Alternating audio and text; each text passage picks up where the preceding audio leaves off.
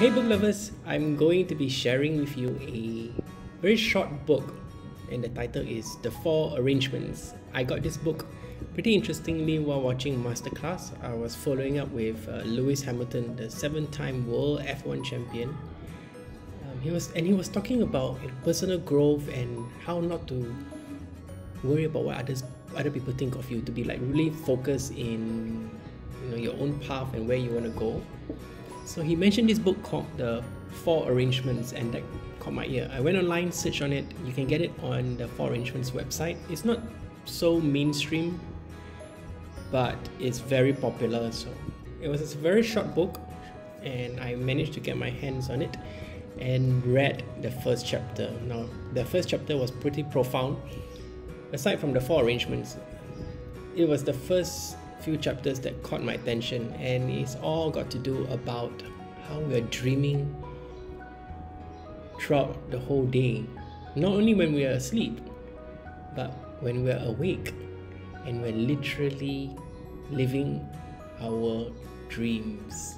Every one of us are dreaming, and it's until you realize this, you will have a very narrow view of how the world is. So I'm going to share my 3 takeaways from this book. Here goes.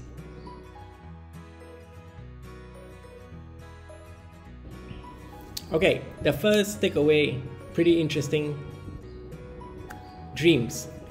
Now just think about this for 1 minute. When we're awake, we get a cup of coffee, we get ready for work, we dress up, we go to work, we work very hard, we know what we're going to do, we plan the whole day, we executed everything, we achieve our goals, we're growing, and then when we go back, we relax, we spend time with family, maybe watch a TV or two, and then go back to bed. Now what if I tell you that the time when you wake up to the time you sleep, you're still dreaming. We are literally dreaming in our minds, coming up with all of these ideas of what our day should be like, how we should execute our day, who should we engage with, who are the people that we want to be with, what are the kind of work that we want to do, how do we want to cover our world. Everything starts from our imagination. So we are constantly imagining things along the way to run our days. So in that effect, we're actually dreaming, and that is super profound, because now that if you understand this idea, you can take into account that everyone around us is dreaming, but they're awake. They're walking throughout their day, going from places to places, drinking coffee, but they're constantly thinking about their own version of themselves and their world. And this is amazing, because if we are dreaming, and does that mean that we also dream up our companies that we have created? Do we dream up the house that we want to build? No, why not? So if you look at it, if you're an employee of a big MNC company, like a technology company, now one of these technology companies would have its vision, mission, its value system, its history, its culture. It's a dream created by its founders. Now if someone pays you to join a job, if you can see it from the dream perspective, what the company is actually doing is it's saying, hey, can I pay you to partake in my dream, to be part of my dream? So yeah, now that you see it from that angle, that means anything that you engage with that is created by someone else is an opportunity to engage with their dream, and that will help us navigate ourselves even better, knowing that we will be part of a dream or potentially a nightmare, right? So it's hard to describe. So if describe this idea, but it took me quite a while to kind of think about it. And what if you join a job that doesn't fit you, and the culture doesn't fit you, and there's a lot of politics going on? What naturally people will say is that, oh my gosh, that job is a nightmare. Or no, what if you join a company that is that fits your career path, that fits your values, your vision of yourself, your goals. You like their ideas, their dream ideas. You say, oh wow, that's a dream job. Now things are starting to fit. What about if I go on a holiday, let's say to Japan? We look at the brochures, what the Japanese tourism company are selling us or telling us, that it's going to be cherry blossom week. It's going to be beautiful weather. You can eat a lot of nice food. You can go to different parts of Tokyo. You can travel to the outskirts and the provinces, and you can see all beautiful mountains and everything. Well, that's a dream that we can subscribe to. So when we go to Japan, you can take it that we're going to the Japan dream. And after that Japan dream, when we come back, think about it. Sometimes we will say, oh my god, that trip was a dream. It's a one in a lifetime dream. So dreams even comes up with how we express it through words. It's just that we never realized that everything is really a dream, dream bubble that others have created. So when we see everything as dream bubbles, that means somehow or the other we can go in and potentially manipulate that dream if we want to, because it's just a dream of someone else's, right? And if you're part of that dream, that means you can manipulate it. That would be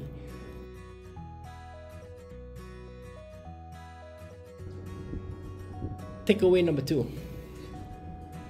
So there was an arrangement in there out of the 4. One of it really caught my attention, and it's the arrangement of not taking things personally. So what do they mean by arrangements? Interestingly enough, the world that we live in, the things that we abide to, the rules that we run our lives by, the corporate culture that we live by, and the rules of the company that we work for are all basically arrangements that we are following or we are agreeing to do. And all of these arrangements are created by men, created by humans, none other than us. It's the idea that we need to live our lives by a set of rules in order to work with others, to be part of the dream. So every dream that we engage ourselves with would have a set of arrangements. So in this case, we are all in the same dream when it comes to the dream of the country. It's called the social dream, and within this social dream has a set of arrangements which we have been taught early on when we were young. And as we adopt all of these arrangements that were passed to us down from our parents, we quickly become what the book calls, or the writer calls, domesticated. We become domesticated without even realizing why we're following some of these arrangements. So I'll give you an example of some of the arrangements. One is don't kill, right? Even in religion, right? Moses has a set of rules. Rules in a company, respect, equality, respect others. So these are all kinds of many kinds of examples of arrangements that we live our lives by. So the author came up with 4 that is pretty. He deduced everything down to 4, which is the most important arrangements according to him. And one of this is don't take things personally. So I'll just give a very high level explanation of what this means. Is that every criticism that comes to you, everything that every judge, everyone that judges you is really what others are reflecting on you of themselves. So I'll try to repeat that again. It may not come clearly, but I'll try and slow it down. So every criticism and judgment by someone of you is a reflection of themselves being reflected on you. So that's the reason why you shouldn't take things personally. It's because we are not when someone is very judgment of you, criticize you, we have to be clear that the reason why this happens is because we don't abide, or no, we are not conforming, or we're not aligned with the arrangements that they have subscribed in their own dreams of the vision of their world. And on top of that, they have also, different backgrounds as to, emotional feelings that comes that may come true onto you, but it's not your fault. So everything that comes at you is just at the surface, but it's not personal. So this frees you from other people's judgment to be yourself, to understand what arrangement you can subscribe to for your own self that's aligned to your values, and to not worry about what other people think, so that you can be your true self. And the book always believes that you should always be your true self in this world, because you don't want to be domesticated by your external factors, your external dreams, your social dreams, which basically plays upon you when you were young. So be free of yourself.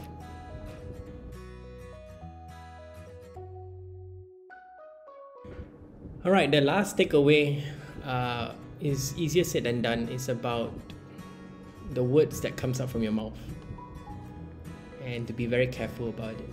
So it was actually the first arrangement. It means be impeccable with your word. The fact that your word means a lot, and whatever you say actually manifests itself into your mind, and how it will actually impact your life, your day. And I remember this saying in the 7 Habits. It's also somewhat similar, and I think it's one of those arrangements, following the context of this book.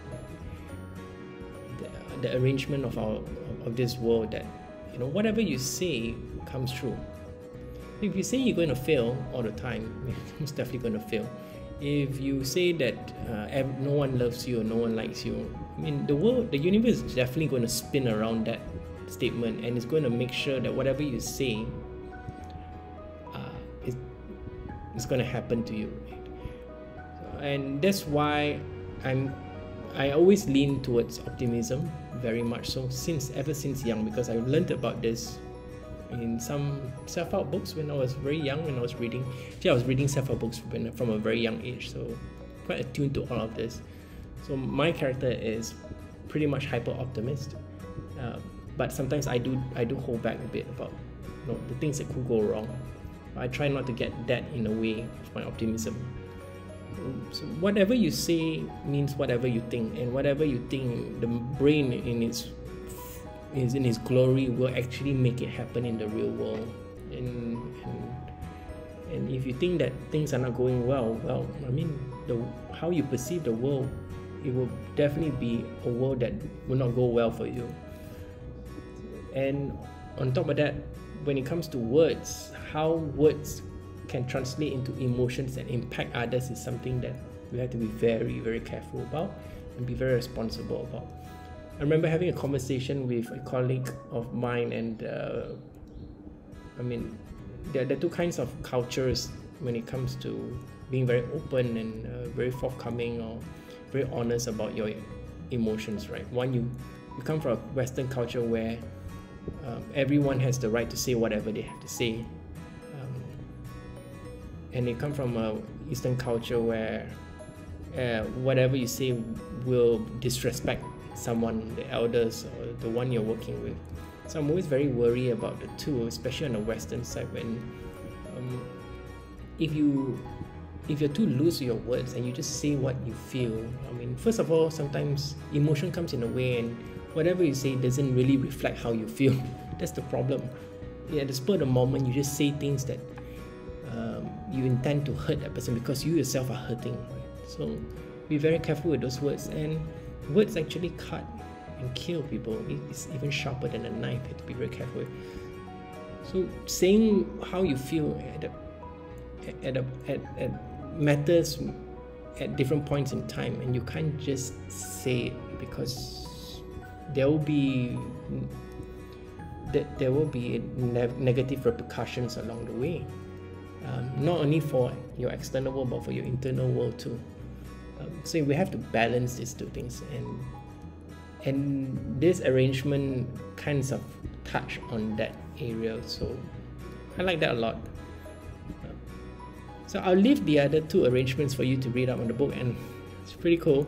The book is not a long read, it's just 4 arrangements, and of course that dream world concept, which is amazing because potentially we are all living in a matrix right now, which is called the social dream, the dreams that we are all abiding to, and the laws that we are following in this social dream that we are in right now.